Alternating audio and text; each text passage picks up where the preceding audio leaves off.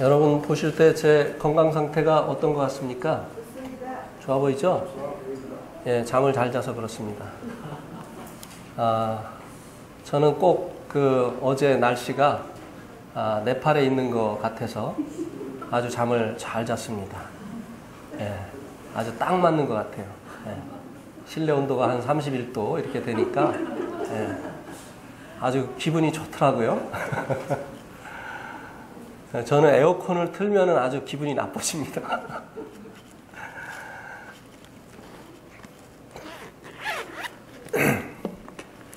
오늘 말씀은 히브리서 13장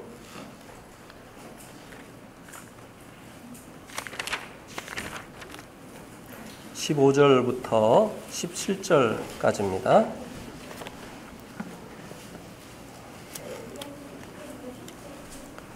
히브리서 13장 15절에서 17절 세 절이니까요. 우리 한 목소리로 같이 봉독을 하도록 하겠습니다. 시작. 그러므로 우리는 예수로 말미암아 항상 찬송의 제사를 하나님께 드리자. 이는 그 이름을 증언하는 입술의 열매니라. 오직 선을 행함과 서로 나누어 주기를 잊지 말라. 하나님은 이 같은 제사를 기뻐하시느니라. 너희를 인도하는 자들에게 순종하고 복종하라. 그들은 너희 영혼을 위하여 경성하기를 자신들이 청산할 자인 것 같이 하느니라. 그러므로 그들로 하여금 즐거움으로 이것을 하게 하고 근심으로 하게 하지 말라. 그렇지 않으면 너희에게 유익이 없느니라. 지난 주에는 그리스도에게로 분리하자 라고 하는 제목으로 말씀을 드렸습니다. 왜냐하면 주님께서 이스라엘 백성들에게 거절을 당하시어서 예루살렘 밖 골고다에서 돌아가셨기 때문에 주님은 더 이상 예루살렘 안에 있지 않다고 말씀을 드렸습니다. 그래서 우리도 능력을 지고 영문 밖으로 나아가자 하는 이 말씀으로 이제는 주님의 은혜를 입은 이와 같은 성도들이 유대교를 떠나서 주님께로 분리해야 될 것에 대해서 말씀을 드렸습니다. 그래서 이 성도들에게 있어서 율법과 은혜는 공존할 수가 없다. 그래서 이제 구원받은 성도들은 율법을 가지고 성화를 이루려고 한다든지 또 하나님을 섬기는 것이 아니라고 하는 것입니다. 은혜로 성화를 이루는 것이고 또 은혜로 신앙생활을 하는 것이다 라고 말씀을 드렸습니다. 그런데 이제 영문 밖으로 나아가면 주님께로 가면 성전도 없고 제사장도 없고 이제 제물도 없습니다. 그럼 어떠한 이제 주님께로 온 이 성도들은 어떠한 제사를 드려야 되느냐고 하는 것입니다. 오늘 이제 15절과 16절 말씀이 이제 성도들이 드려야 될 새로운 제사에 대해서 말씀해 주고 있습니다. 기존에 드리던 성전에서 드리던 그 제사가 아닌 다른 제사를 말씀해 주고 있습니다. 15절에서 첫 번째로 성도들이 그리스도에게로 분리한 이 성도들이 드려야 되는 그 제사가 무엇인가를 말씀해 주고 있는데요. 예수로 말미암아 항상 찬송의 제사를 하나님께 드리자. 이제 과거에는 성전에 가서 제물을 가지고 제사를 드렸지만 이제는 이것은 모형이었죠. 이 제사를 위해서 세 가지 요소가 필요합니다. 혹시 이 제사를 드리는데 필요한 이 세 가지 요소를 알고 계신 성도님들이 계십니까? 무엇이죠? 제사를 위해서 필요한 이 세 가지 요소.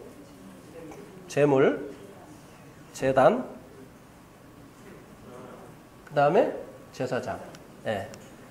제단은 이제 성소로 바꿔서 말씀을 드릴 수가 있죠. 제사를 드리기 위해서 제사 드리는 장소가 필요하고 성소, 그 다음에 제사를 드리는 제사장이 필요하고 그리고 제사 드릴 제물이 필요한 거죠. 그런데 이 구약의 이 성소나 그리고 제사장이나 이 제물은 다 모형이었다고 히브리서 10장에서 말씀해 주고 있습니다. 이 모형의 실체는 바로 예수 그리스도다. 이렇게 말씀해 주고 있습니다. 우리 한번 히브리서 11장 9장 말씀을 보시기 바랍니다. 11절 9장 11절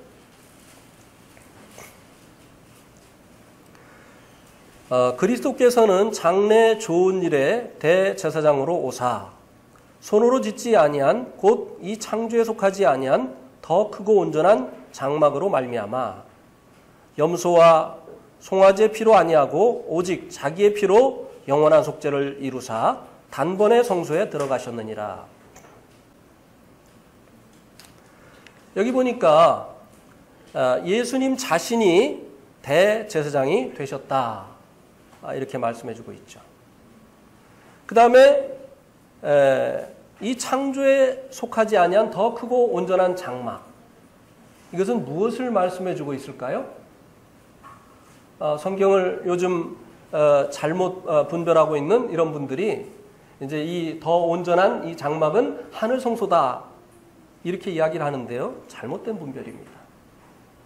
여기서 말씀해 주고 있는 이 창조에 속하지 아니한 더 크고 온전한 장막은 바로 주님의 육체를 말씀해 주는 것입니다. 주님의 그 육체 안에 신성의 모든 충만함이 충만하게 거하셨죠. 하나님이 이제 하나님의 이 본체이신 예수 그리스도께서 이 육체 안에 거하셨기 때문에 예수님의 육체는 바로 하나님이 임재하시는 성소였다고 하는 것입니다.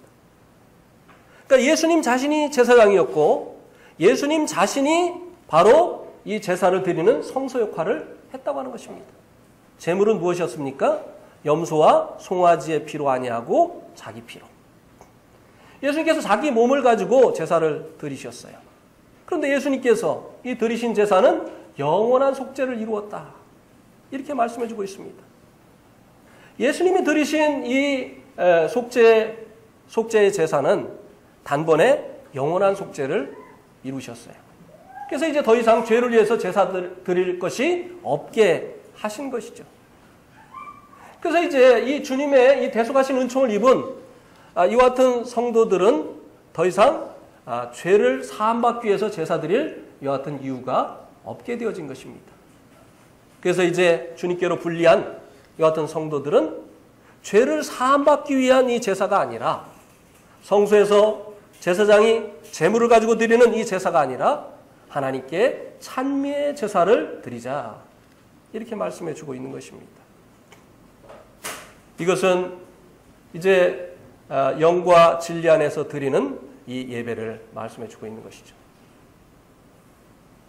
과거에는 제물을 가지고 성소에서 제사를 드렸지만 주님께서 이제는 이 산에서도 말고 예루살렘에서도 말고 이제 예배할 때가 온다 하신 그 말씀대로 이제는 어떤 장소의 구애를 받지 아니하고 이제 주님께로 불리한 성도들이 영과 진리 안에서 예배를 드릴 것을 주님께서 말씀을 하셨습니다. 이 예배의 핵심은요, 바로 찬양입니다. 찬미예요. 하나님을 높이는 것이에요. 이 찬미라고 하는 것은 노래하고 다른 거예요. 찬양하면은 무조건 그 곡조가 달린 이 노래를 생각하는데요. 이 찬양이라는 말은 노래가 아닙니다. 이 찬양이라는 이 말의 의미는 누군가를 높이는 것을 얘기하는 거예요. 누군가를 존귀케 하는 것을 얘기하는 것입니다. 그것이 곡조가 있는 찬양이 될 수도 있고 어떤 입술의 고백이 될 수도 있는 것이에요. 우리가 기도 가운데 하나님을 찬양하잖아요. 하나님은 광대한 분이십니다. 하나님은 거룩한 분이십니다. 하나님은 인자하시고 자비로우신 분이십니다. 이런 것들이 하나님을 찬양하는 거예요. 이것이 꼭 곡조가 붙어야 찬양이 아닙니다. 기도 가운데 찬양하는 것, 하나님이 어떤 분이심을 말하는 것, 이것이 바로 예배의 바로 핵심이고, 이제 주님께로 불리한 이와 같은 성도들이 하나님 앞에 이제는 드려야 될 제사라고 하는 것입니다.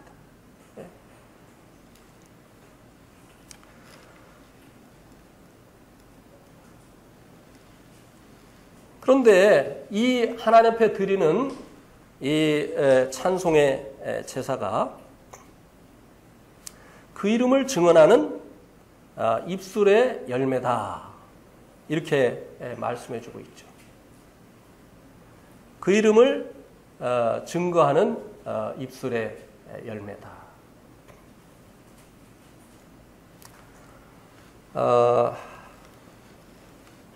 어떤 제품을 판매를 하려면요, 선전을 해야 됩니다. 사람들에게 이 제품이 있다고 하는 것을 알려야 되고, 이 제품이 어디에 효능이 있는지 선전을 해야 됩니다. 아무리 좋은 것이 있어도요, 사람들이 그것이 있는지, 그것의 효능이 무엇인지 알지 못하면요, 사람들이 그걸 사지 않습니다. 그래서 제품을 생산하는 일 못지않게 그 제품을 광고하는 것, 선전하는 것 굉장히 중요합니다. 그래서 이 기업체들이 어떤 그 제품을 생산을 하고 나면 이제 이 제품을 생산하는 그 비용에다가 이 광고하는 이 비용까지 이 제품의 가격에 포함을 해서 이 제품의 가격을 매기는 것입니다. 왜냐하면 이 제품을 알리는 광고가 이 제품을 사람들에게 사게 하는데 아주 중요한 역할을 하기 때문에 그렇습니다. 근데 여기 말씀해 보니까 하나님을 이 찬미하는 것이 하나님을 증거하는 입술의 열매다, 이렇게 말씀해 주고 있습니다. 우리가 하나님을 찬송함으로 인해서 하나님의 영광을 받으시고 하나님의 높임을 받으실 뿐만 아니라 사람들에게는 우리가 하나님을 찬송하는 것이 하나님을 선전하는 것이 되어진다고 하는 것입니다. 사람들에게 하나님을 알게 하는 것이 되어진다고 하는 것이에요. 과거에 한 형제가 이제 주님을 믿지 않는 상태에서 이제 아내가 불신 결혼을 해서 주님을 믿지 않는 이 상태에서 아내에게 끌려서 이제 예배에 참석하곤 했습니다. 근데 이 형제가 어떻게 구원을 받았느냐면요, 예배를 동참하다가 예배 속에서 성도들이 주님을 찬송하고 그리고 예배 속에서 주님 앞에 감사하는 그 감사를 듣다가 자기에게도 주님이 그런 분이라는 걸 깨달은 거예요. 복음을 듣지 않고 예배에 참석하다가 구원을 받았습니다. 주님을 믿게 된 거예요. 이와 같이 주님을 찬송하는 것, 주님을 예배하는 것은요, 주님에게 영광을 돌리는 일뿐만 아니라 사람들에게는 주님을 증거하는 일이 되어진다고 하는 것입니다.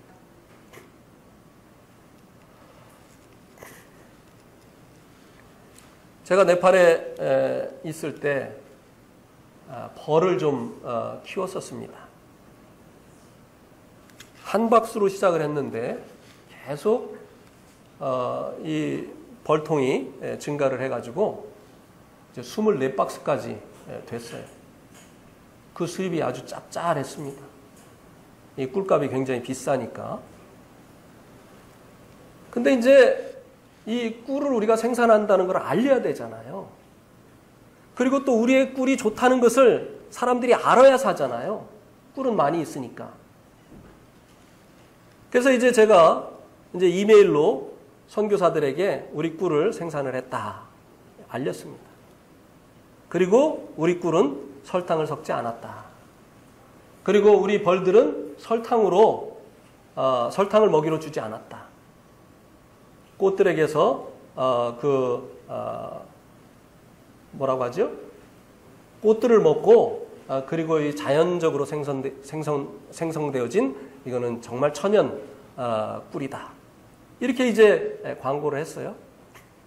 그랬더니 아주 여기저기 다니면서 얘기하기를 좋아하는 한 분이 그럴 리가 있나? 설탕 없이 양봉을 할 수는 없어. 이렇게 하면서 이분이 우리 꿀을 사가지고 그럴 리가 없다고 이제 하면서 양봉 그 꿀을 대량으로 판매하는 가게에 간 거예요.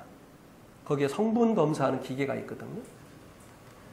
그래가지고 이 꿀 한번 이 꿀에 그 설탕이 들어갔는지 안 들어갔는지 한번 성분 검사를 해주십시오 하고 우리가 시키지도 않았는데 이분이 가서 한 거예요. 그럴 리가 없다고 하면서 성분 검사를 하더니 이 가게집 주인이 이 꿀 어디서 구했습니까? 저에게 이 꿀을 살 수 있게 해주십시오. 이렇게 한 거예요. 그러니까 이분이 왜요? 그러니까 이런 꿀 없습니다. 요새 이런 꿀 없어요. 설탕 하나도 안 들어갔어요. 그러니까 이 말하기를 좋아하는 이분이 여기저기 다니면서 이현웅 선교사가 하는 저 꿀 설탕 하나도 안 들어갔다고 막 선전을 해준 거예요. 그 다음에 어떻게 됐겠습니까? 잘 팔렸어요. 100kg가 나왔는데 100kg가 불과 이틀 만에 다 팔렸어요. 여기저기서 막 이분이 선전을 너무 잘해줘가지고. 우리가 주님을 예배하는 것, 우리가 주님을 찬송하는 것은 사람들에게는 이렇게 주님을 증거하는 일이 되어진다고 하는 것입니다. 그 다음에는요, 또 어떤 일이 있었느냐면, 소에서 우유를 생산을 해가지고, 한국 사람들에게 이제 또 우유를 파는데, 우리 우유는 비싸요. 왜냐하면은, 네팔에서 일반적으로 파는 우유는 이제 물을 탑니다. 그 양을 늘리려고 물을 타죠. 근데 우리는 물을 안 타거든. 그러니까 비싸게 받아야죠. 그리고 물을 타는데 그 물이 어떤 물인지도 모르잖아요. 예. 근데 네팔 사람들이 그렇게 얘기를 해요. 저희들에게 네팔 말을 가르쳐 주던 그 교수님이 그렇게 얘기를 합니다. 옛날에는 우유에다 물을 탔는데 지금 물에다 우유를 탑니다. 그렇게 얘기를 해요. 양을 많이 늘리려고 말이죠. 그러니까 이 우유에다가 물을 안 타면 이 우유가 얼마나 좋은 우유예요. 그래서 이제 또 광고를 했습니다. 우리 우유는 물을 안 탑니다. 그랬더니 이분이 또 그럴 리가 있나. 이렇게 한 거예요. 근데 다른 그 네팔 사람들에게 우유를 공급받고 있는 분이 그분의 집에 갔어요. 근데 그분의 집에 이제 우리 우유가 배달이 됐는데 내가 한번 먹어보자고 한 겁니다. 일반 우유를 우리가 이제 먹고 있으니까 이 우유에 물이 탔는지 안 탔는지 내가 먹어보면 안다고 하면서 먹어보더니 정말 다르네. 그러고 나니까 이 여기저기 다니면서 말하기를 좋아하는 이분이 이현웅 선교사가 하는 그 우유는 물을 한 방울도 안 탄다. 그 다음에 어떻게 됐겠습니까? 한국 사람들이 우리 우유만 아주 비싸게 사는 겁니다. 우리가 주님을 찬양하는 것이 주님을 증거하는 이와 같은 역할을 한다. 라고 여기 이 말씀이 그렇게 증거해 주고 있는 것입니다. 우리가 참 주님의 은혜에 감사해서 눈물로 예배를 드리고 이와 같은 주님을 섬길 수 있는 이 영광을 생각하면서 주님 앞에 참 이 기쁨으로 우리가 찬양을 드리고 하는 이와 같은 모습을 주님을 알지 못하는 사람들이 보게 될 때 주님에 대한 관심을 갖게 돼 있습니다. 그런데 그 반대로 맨날 그냥 아직 예수님을 안 믿은 자녀들 앞에서 불평 불만합니다. 교회에 대한 불평, 성도들에게 대한 불평, 이런 말을 해요. 그럼 그 아이가 하나님의 말씀을 신뢰할까요? 그 아이가 정말 주님을 예배하는 자가 되어질까요? 천만의 말씀이에요. 불평하고 불만하는 여하튼 사람에게서 어떤 열매가 나타나는지 저는 보았어요. 그 자녀들을 망하게 하는 겁니다. 주님을 사랑하지 않아요. 주님의 그 길을 가지 않습니다. 주님의 교회를 사랑하지 않아요. 보세요. 여러분들도 잘 보세요. 늘 불평하고 불만하는 그 같은 사람들의 열매가 어떤가 보시기 바랍니다. 주님을 자랑하고 주님을 찬송하고 주님을 높이고 이렇게 하는 이 여하튼 사람들을 통해서 나타나는 그 열매와 늘 불평하고 불만하고 하는 여하튼 이 성도들을 통해서 나타나는 그 열매가 어떻게 나타나는지 그 차이점을 볼 수 있기를 바라는 것입니다. 또 이것은 그래서 이제 고린도전서 11장 29절도 한번 보시겠습니다. 고린도전서 11장 29절. 26절입니다. 죄송합니다. 26절 같이 읽겠습니다. 시작. 너희가 이 떡을 먹으며 이 잔을 마실 때마다 주의 죽으심을 그가 오실 때까지 전하는 것이니라. 예. 여기 보니까 이 만찬을 행하는 것이 주님을 기념하는 것이라고 25절에서 말씀해주고 있고 26절에서는 이것이 그 주님의 죽으심을 오실 때까지 전하는 것이다.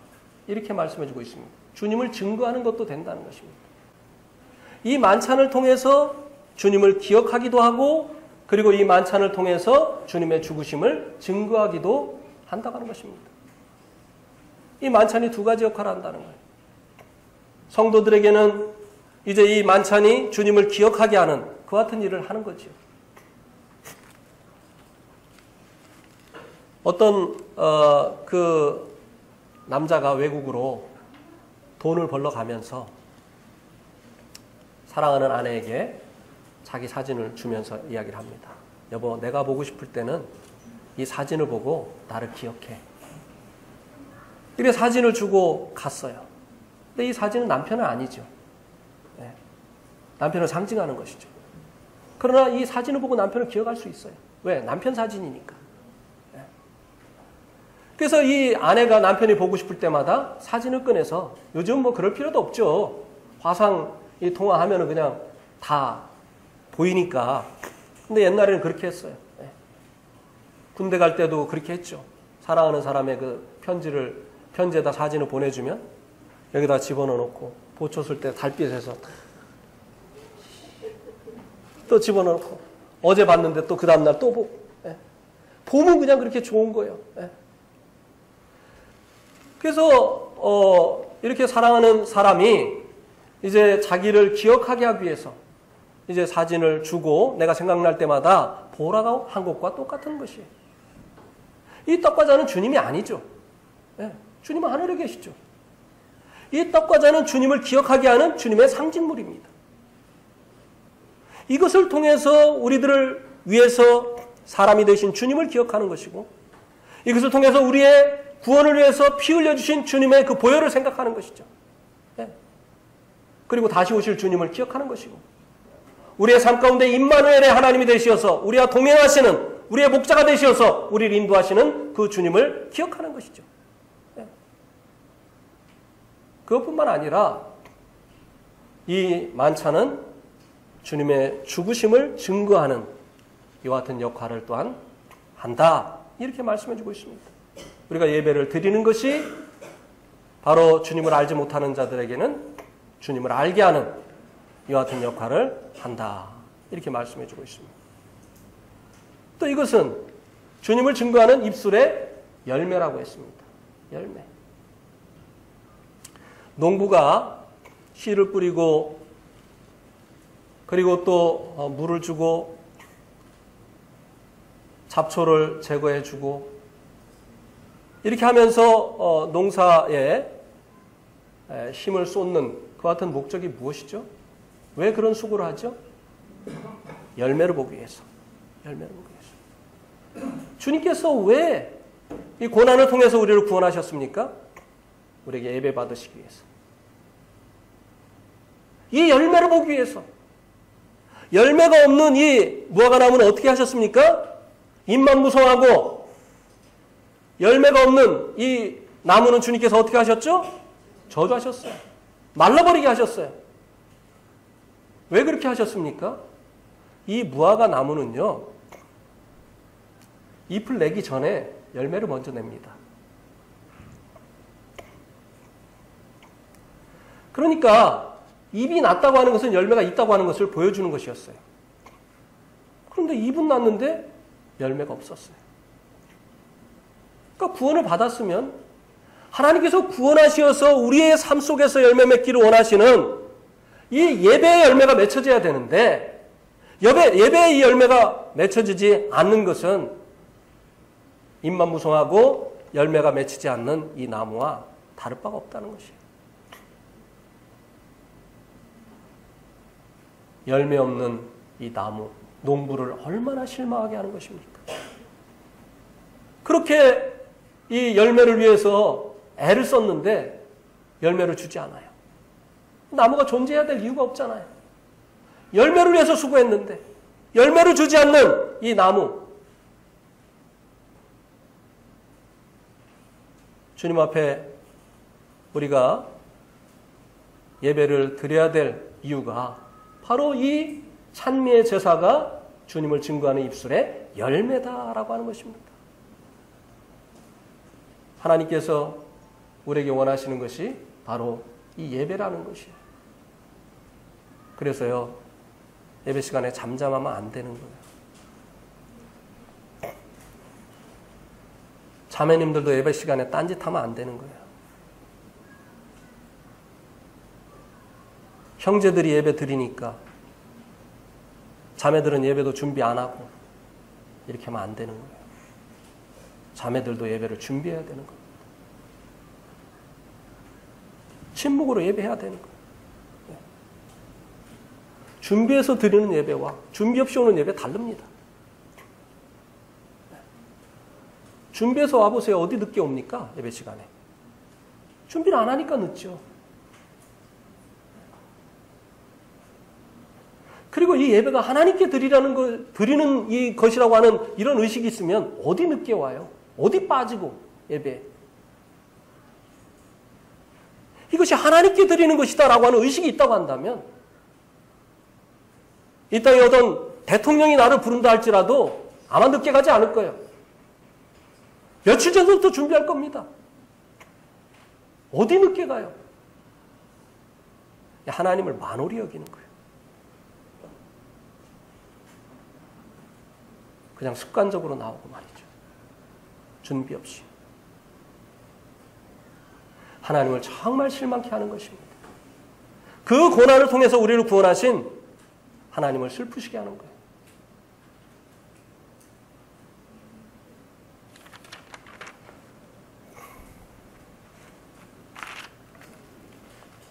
참 직장은 안 늦으려고 온갖 애를 쓰면서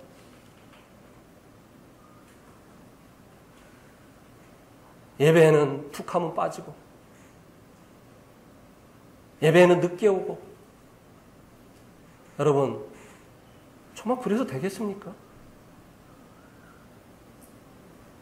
우리가 섬기는 하나님 그거밖에 안 돼요? 하나님 우리에게 베푸신 은혜가 그거밖에 안 됩니까? 어떤 형제가 이런 간증을 하더라고요. 시골에서 자기 동네 그 저수지에서 이제 수영을 하다가 이웃집 아이가 빠졌다는 거예요.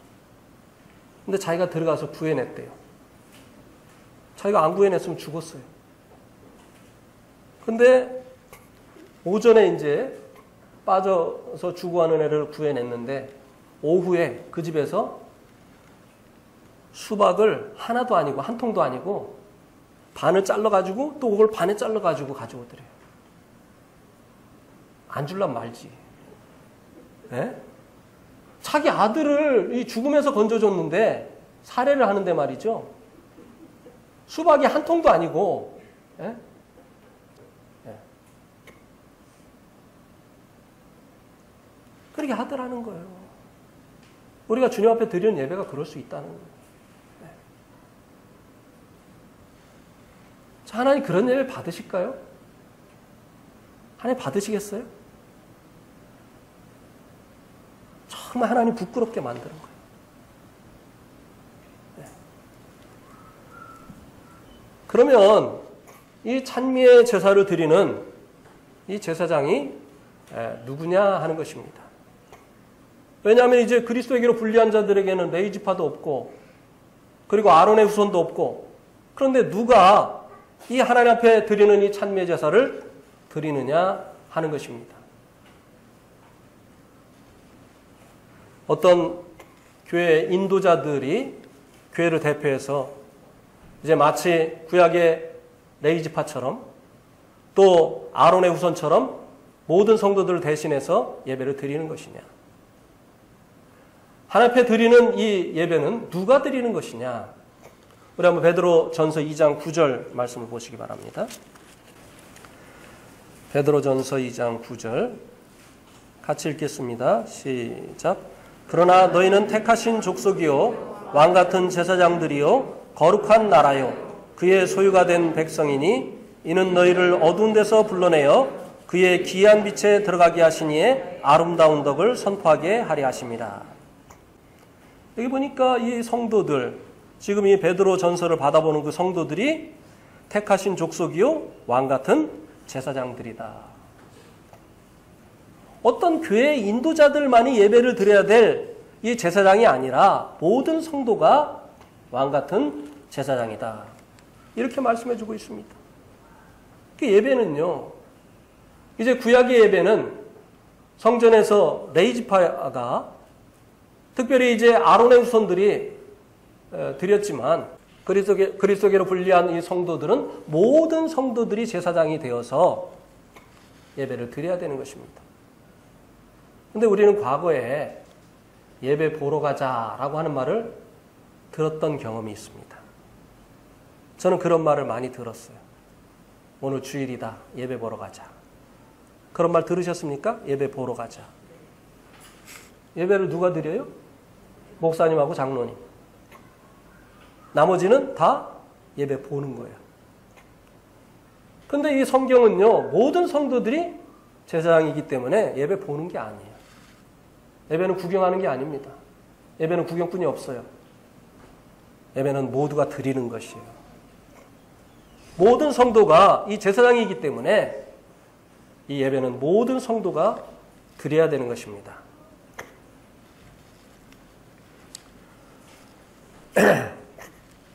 그러면 우리가 어떻게 신령한 이 찬송을 드릴 수 있을까요? 어떻게 하면 우리가 신령한 예배를 드릴 수 있겠는가 하는 것입니다.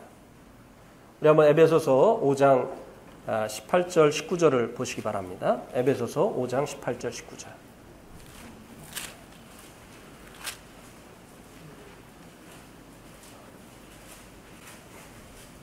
여기에 그 비결이 나와 있습니다.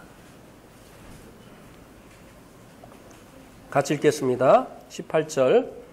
술 취하지 말라. 이는 방탕한 것이니 오직 성령으로 충만함을 받으라. 시와 찬송과 신령한 노래들로 서로 화답하며 너희의 마음으로 주께 노래하며 찬송하며. 술 취하는 것하고 성령 충만하는 것하고 좀 비슷한 면이 많아요. 사람들이 술이 취하면 평소에 말도 못하던 사람이 막 담대해지죠.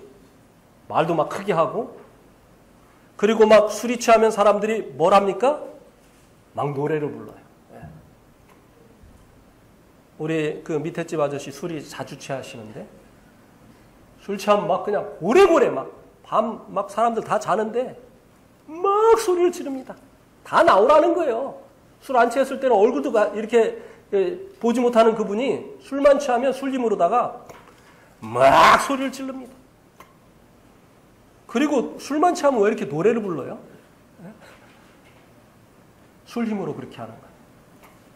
성령이 충만하게 되어지면 담대해지죠. 제자들이 다 주님이 돌아가실 때 도망갔는데 오순절날 이 성령이 임하시고 나니까 사람들 앞에 나타나서 주님을 담대하게 증거했죠. 그리고 이제 이 성령이 충만하게 되어지면 나타나는 게 뭐냐?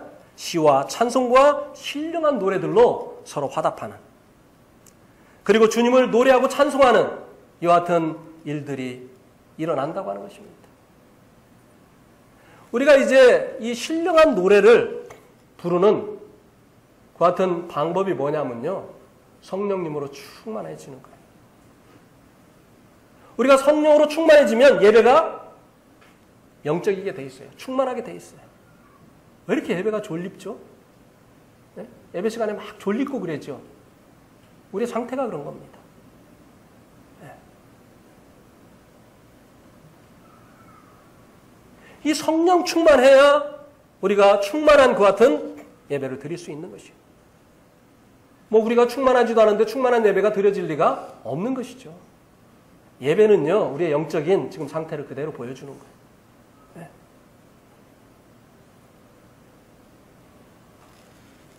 그럼 어떻게 하면 성령에 충만하냐? 그 앞에 있는 말씀을 한번 보시기 바랍니다. 17절. 그러므로 어리석은 자가 되지 말고 오직 주의 뜻이 무엇인가 이해하라. 그랬죠.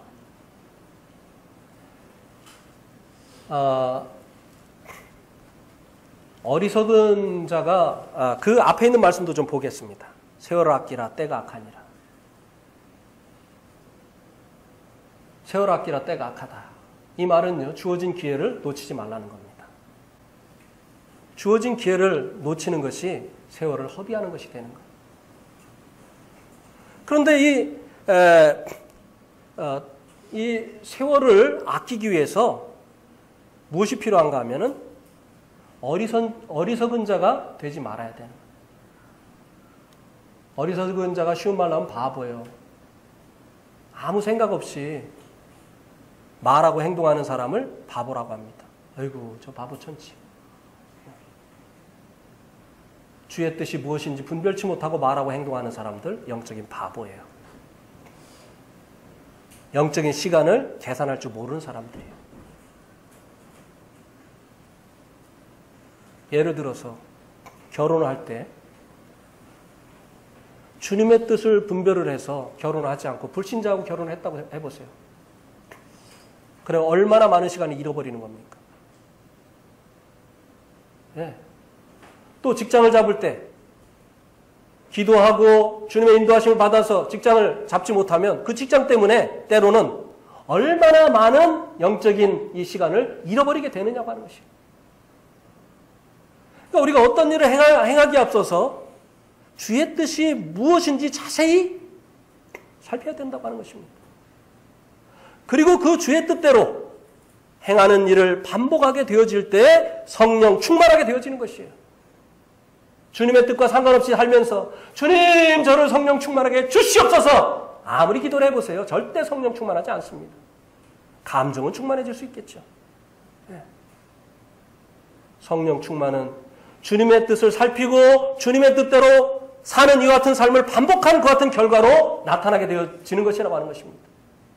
평상시의 삶이 주님 앞에 예배로 드려지지 않는데 어떻게 공적인 예배가 주님 앞에 드려지는 그 같은 예배가 될 수 있겠느냐고 하는 것입니다. 주의 선하시고 기뻐하시고 온전한 뜻이 무엇인지 분별해서 우리의 몸을 주님 기뻐하시는 산제사로 우리의 삶이 드려지게 되어질 때 우리가 모여서 드리는 이 예배가 하나님이 연락하시는 그 같은 놀라운 예배가 되어지는 것이에요. 얼마나 많은 성도들이 신앙생활과 주님 앞에 드리는 이 예배와 삶이 따로 국밥이냐 이거예요. 평생의 삶은 주님의 뜻을 생각지 않고 살아요. 평상시에는 주님과 교제도 없어요. 평상시에는 주님의 말씀도 멀리합니다. 근데 이제 토요일날 되면 예배 드려야 되니까 그때 말씀 극적거리고 이래가지고 무슨 신령한 예배가 드려질 수 있겠느냐고 하는 것이에요. 영적인 바보들이 드리는 이 예배. 주님의 뜻을 모르고 그냥 살다가 와가지고 여기에 주님의 것이 없으니까 여기서 뭐가 나오겠습니까? 예.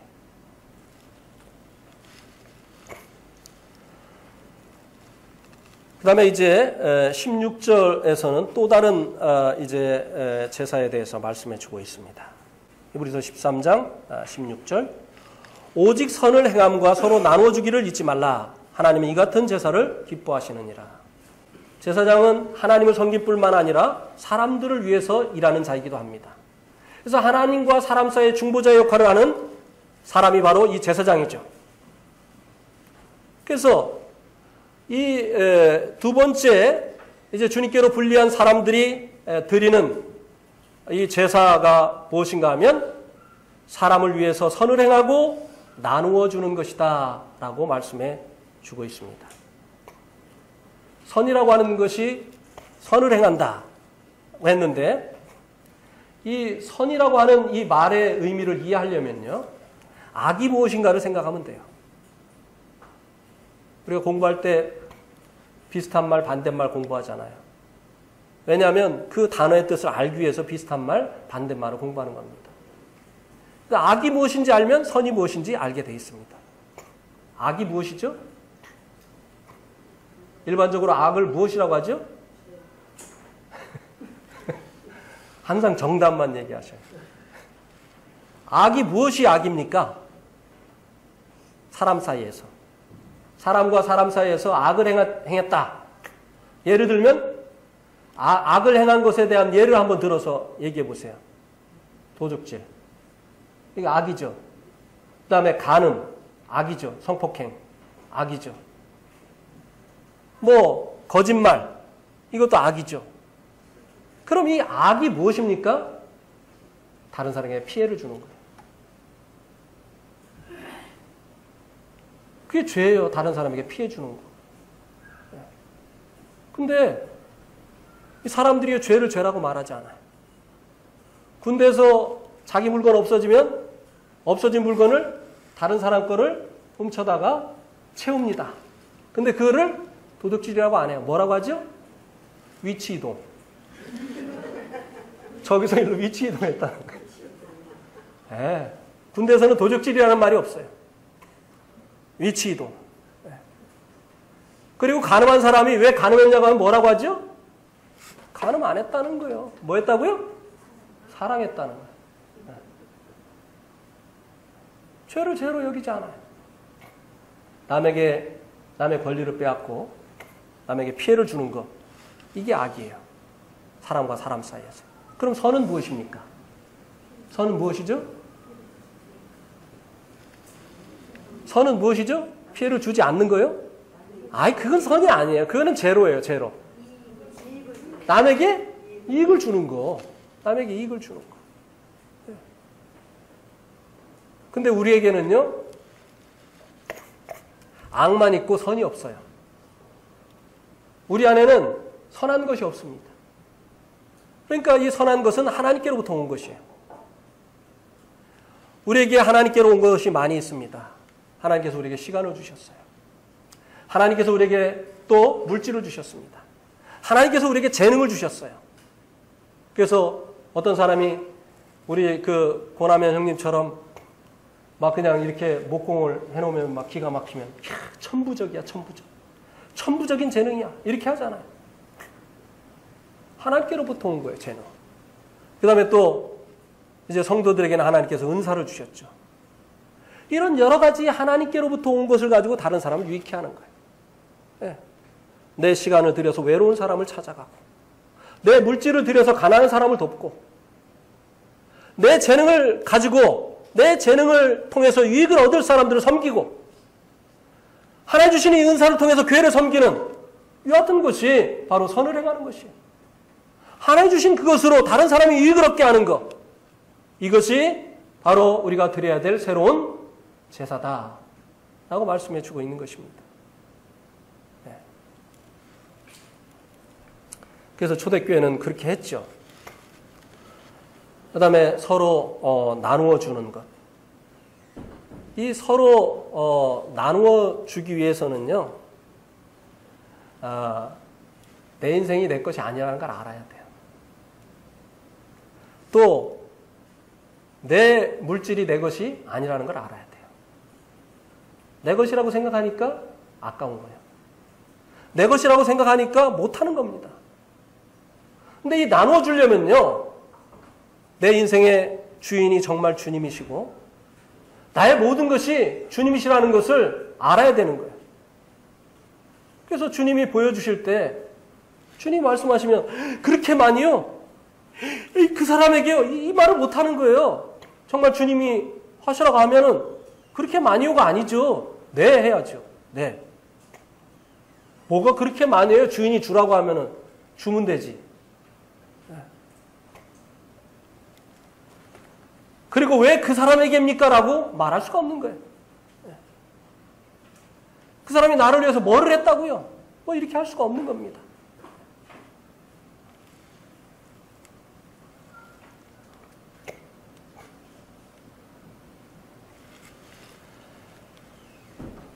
성도들이 이렇게 이제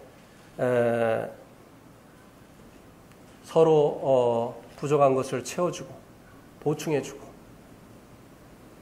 이렇게 하는 것이 또 주님 앞에 드리는 제사다. 이렇게 말씀해 주고 있습니다. 특별히 이제 이 당시에는요, 이제 주님 때문에 재산을 빼앗긴 사람도 그 성도들 중에 있었습니다. 또 부모가 순교를 해서 자녀들이 고아가 된 이런 고아들도 있었어요. 또 감옥에 갇혀 있기 때문에 돌아볼 사람이 없는 이런 부녀들도 있었습니다. 그들을 볼 때 성도들의 마음에 사랑이 끓어오르지 않았겠어요? 이제는 우리가 책임져야 된다. 제가 알고 있는 한 형제가 있는데요. 이제 제가 자세히 얘기를 하면 다 누군지 압니다. 그래서 이제 자세히 얘기를 안 하겠어요. 상당히 정부의 고위직에 올랐던 형제님이에요. 그때 자기 집이 없어요. 상당히 그 고위직에 올랐는데요. 뭐 사역한 게 아니에요, 형제는.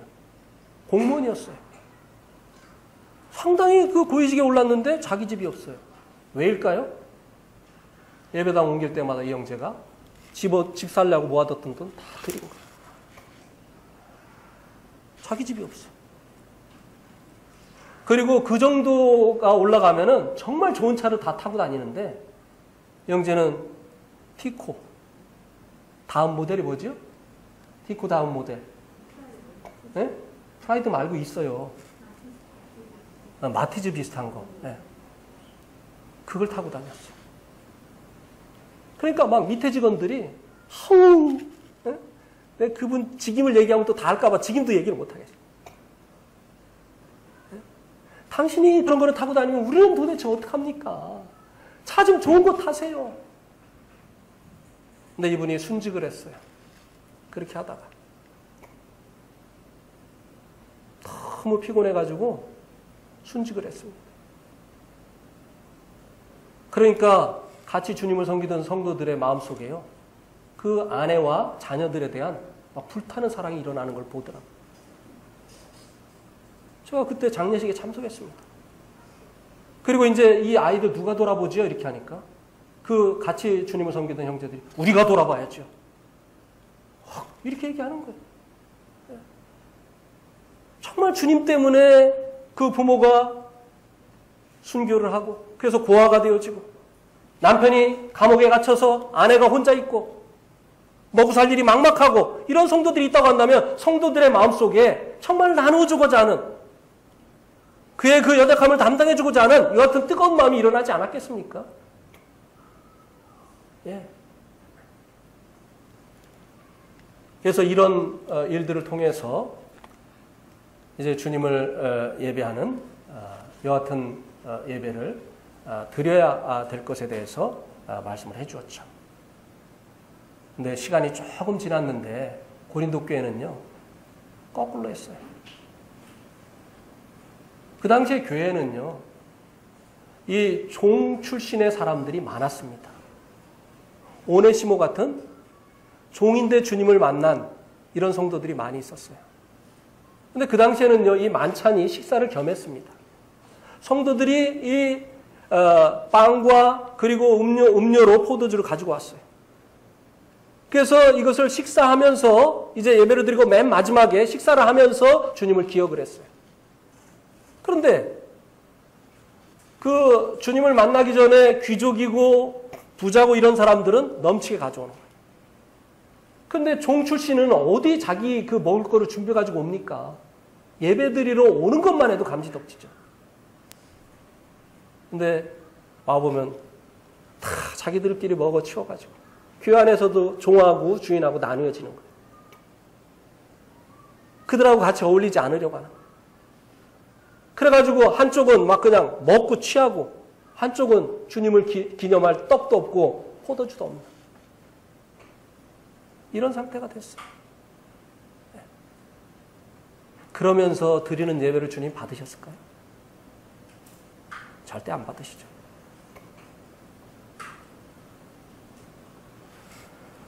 교회 가운데 우리의 도움을 필요하는 성도들의 그 어려움을 외면하고 하나님 앞에 드리는 예배 하나님 받으시지 않습니다.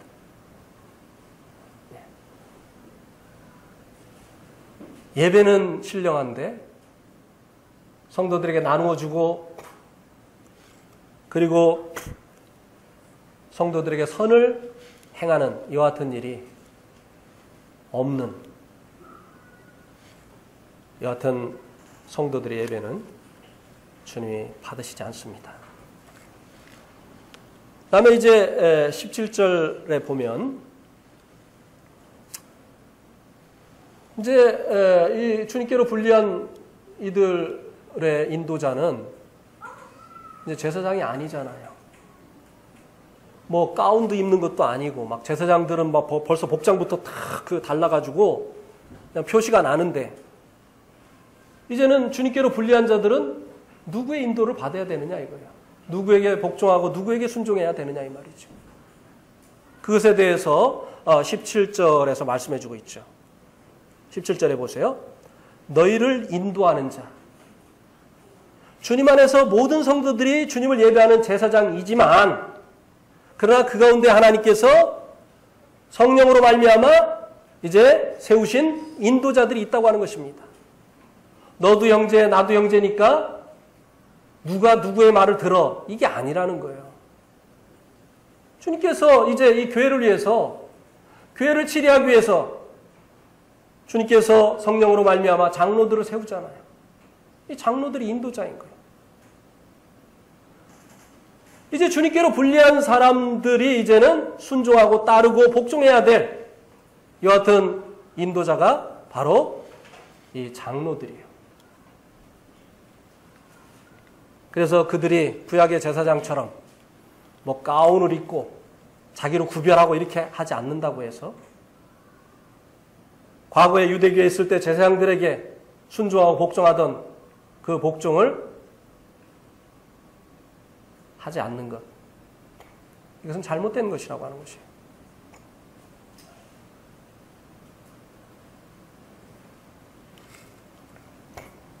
그래서 이 인도자들에게 순종하고 복종하라는 것입니다. 예. 우리는요, 태어나기를 불순종의 죄를 가지고 태어났어요. 그래서 에베소서 2장 1절에 보면 우리를 불순종의 아들들이라고 했어요. 그래가지고요, 이 본성적으로 우리는 남의 말 듣는 것을 싫어합니다. 그러니까 하나님께도 불순종하는 거예요. 그래서 하나님께서 가정에서는 부모에게 순종을 배우게 하고 교회에서는 장로들을 통해서 이 순종을 배우게 하시는 거예요. 가정에서 부모에게 순종하는 것을 못 배운 사람은 어디에 가서도 순종을 하지 못합니다.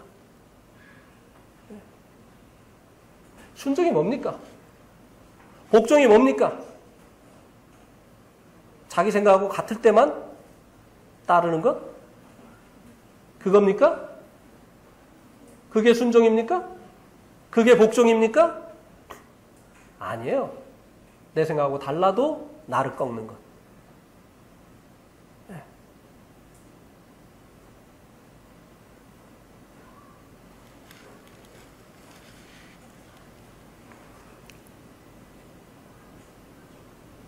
우리 한번 디모데전서 5장 17절을 한번 보시기 바랍니다. 디모데전서 5장 17절. 같이 읽겠습니다. 시작. 잘 다스리는 장로들은 배나 존경할 자로 알되 말씀과 가르침에 수고하는 이들에게는 더욱 그리할 것이니라. 잘 다스리는 장로들은 어떻게 하라고요? 배나 존경할 자로 알되 말씀과 가르침에 수고하는 이들에게는 더욱 그리할지니라. 왜 그렇게 해야 되는지 아십니까? 사실은요, 자기를 위해서 그렇게 하는 거예요. 부모가 아이들에게 밥도 주고 아이들에게 필요한 거 공급하는데 부모를 안 들으면 부모를 통해서 공급하는 거 공급 못 받는 거예요. 이게 마찬가지예요.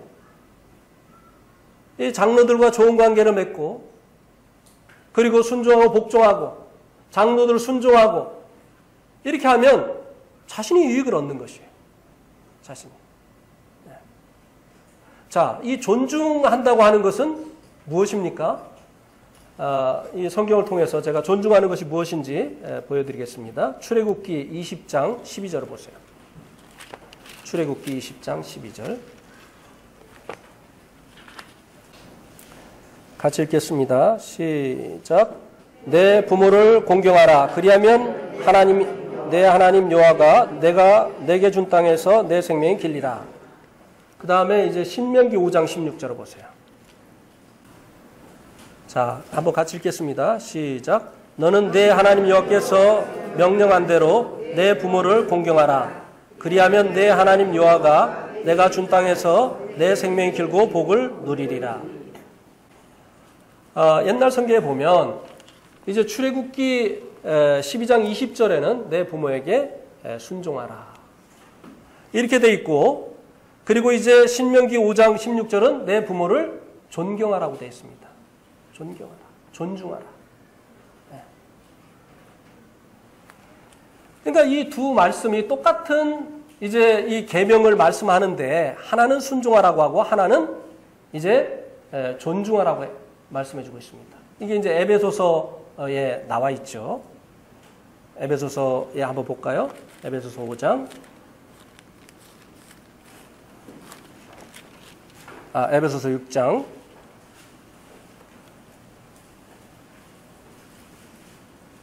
1절 2절. 자녀들아 주 안에서 너희 부모에게 순종하라. 이것이 옳으니라. 내 아버지와 어머니를 공경하라. 이것은 약속이 있는 첫 계명이니.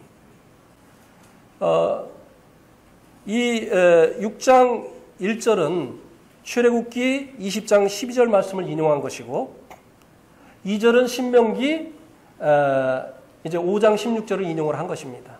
똑같은 계명에 대해서 이제 한 가지를 달리 말하고 있습니다. 하나는 순종하라, 하나는 공경하라. 그러면은 여기서 부모를 존중하는 거, 공경하는 거, 이 방법이 뭐냐? 부모에게 순종하는 거라는 거예요. 그러니까 말씀을 잘 가르치는 이 장로들을 배나 존경하라고 했어요. 이게 장로들을 존중하는 이 방법이 뭐냐? 그들에게 순종하는 거예요. 그들의 인도하는 대로 따르는 것입니다. 그것이 내 생각하고 다를지라도. 그것이 바로 장로들을 존중하는 것이에요. 내 생각하고 같을 때만 아멘. 내 생각하고 다르면 수군거리고 이거 아니에요.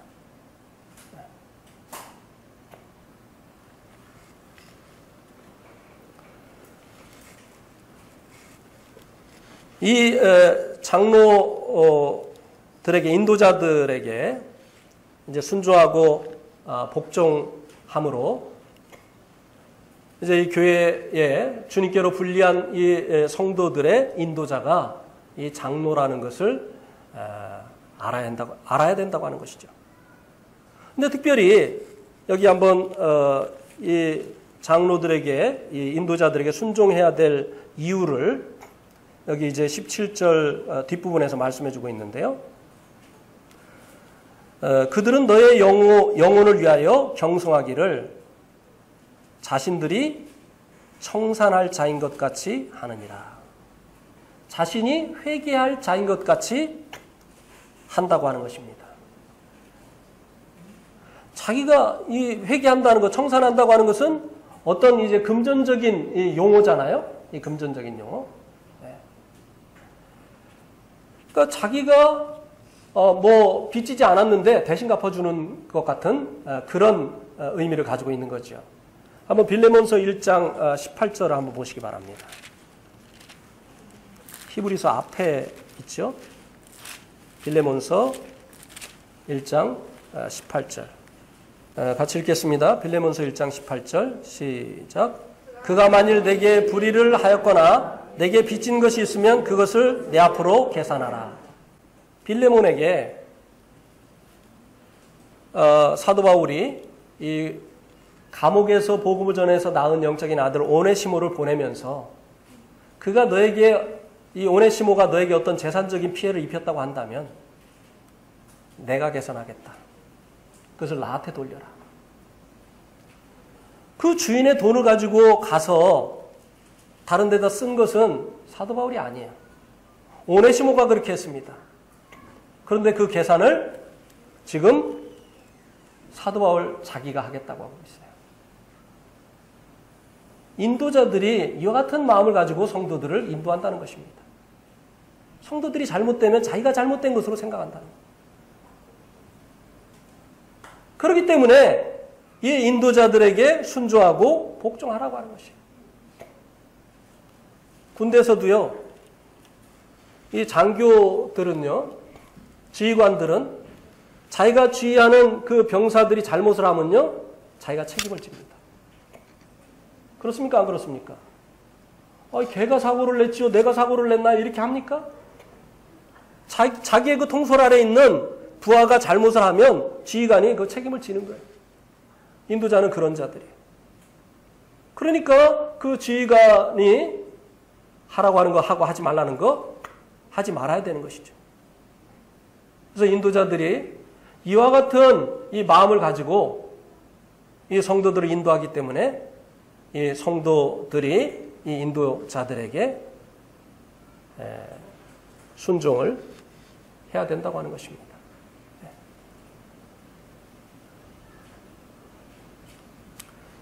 이 예수 믿는 사람들이 잘못하면 예수님이 욕먹는 거잖아요.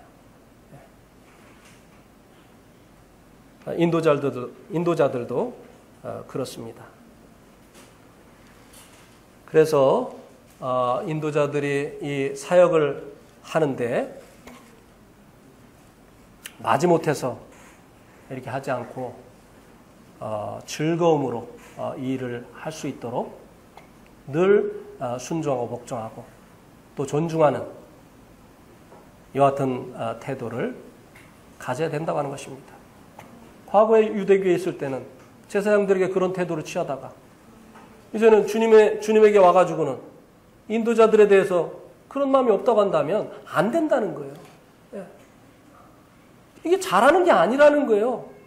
주님께로 불리한 자들에게도 주님께서 인도자를 세우셨다는 거예요. 우리가 다 제사장이지만 그 가운데 주님께서 인도자를 세우셔서 그 인도자들을 통해서 인도하신다는 것입니다.